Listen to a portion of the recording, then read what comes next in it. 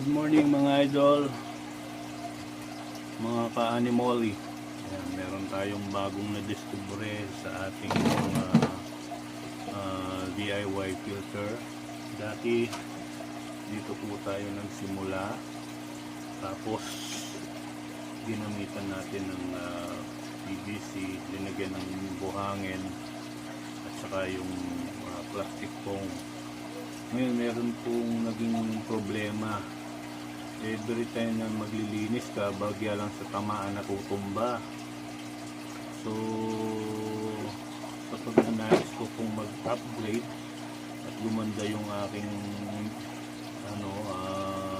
improvise na water filter or sponge filter, meron ako na-discover.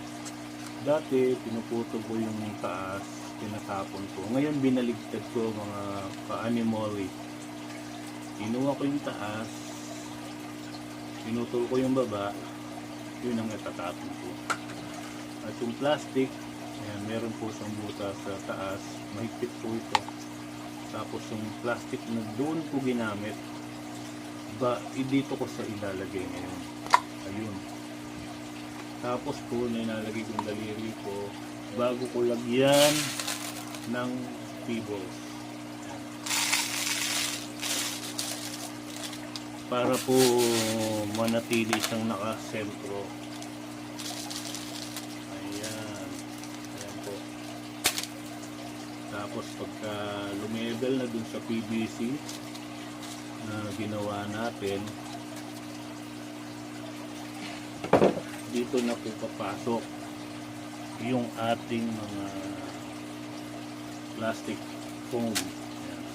Palit plastic lang to naman talaga siya. Plastic cotton pala. Ayan, sorry.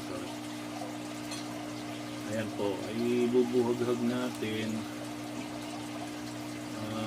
hanggang tapos ilalagay dito. Ayan po, yun lang sa kadali. Ang kinagandahan nito, mas marami yung magpipilter, marami masisipsip na dumi, tapos napakabilis nang gawin. Ayan. Pag po nilatag mo, ayan, kahit tamaan, hindi natutumba basta-basta. At saka mabilis pa pong ipasok yung hose kasi meron na siyang PVC sa loob. So mga ka-animoli,